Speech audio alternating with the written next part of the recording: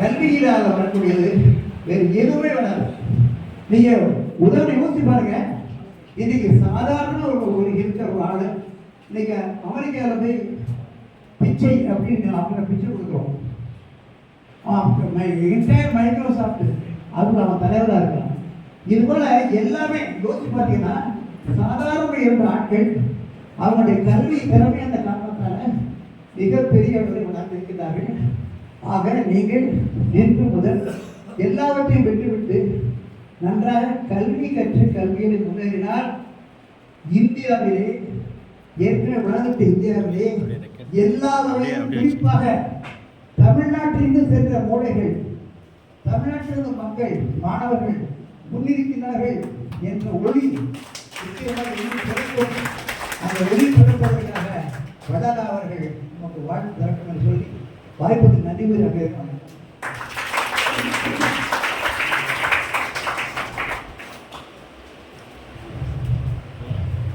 அரிய உரை நிகழ்த்திய நீதியரசருக்கு விழா குழுவின் சார்பாக நன்றி. மாணவர்களே, ஒவ்வொருவருடைய உரைகளிலிருந்தும் நீங்கள் கற்றுக்கொள்வதும் பெற்றுக்கொள்வதும் என்ன என்பது எங்களுக்கு தெரியாது. நான் நிச்சயமாக ஒரு செய்தியோடு தான் இங்கிருந்து நீங்கள் வெளிவர முடியும். ஒருமுறை லெனின் சொன்னாராம், study study study, then you will be steady steady steady.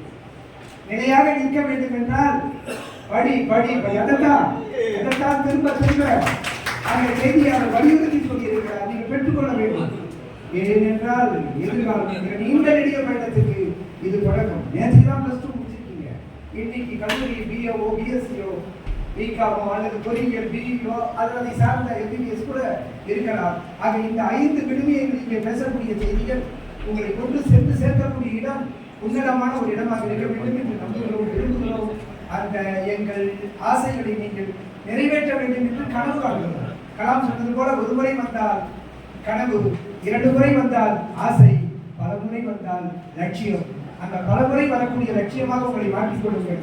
மீண்டும் ஒரு முறை நீதியரசருக்கு விழாக்குழுவின் சார்பாக நன்றியை பாராட்டி அடுத்ததாக இந்த நிறைவும் நிம்மதியும் என்கிற நூலினை நமது அழைப்புக்கு இணங்க இங்கே வருகை தந்து பெற்றுக்கொண்ட விழுமியம் ஆளுமை திரு கணேசன் அவர்கள், சாய் நிறுவனத்தினுடைய நிறுவனர்.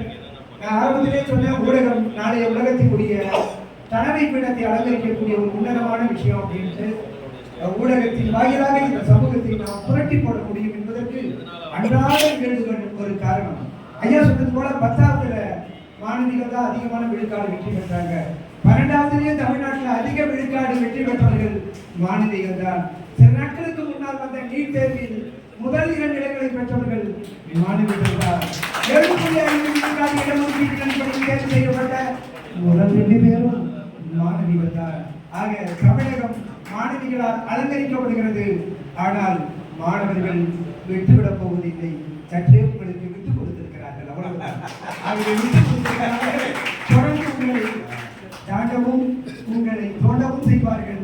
ஆகவே சாய் நிறுவனத்தினுடைய நிறுவனர் அவர்கள் இப்பொழுது உங்களை வாழ்த்துவதற்காக வருகை தருகிறார்கள். அவர்கள் சார்பாக அன்போடு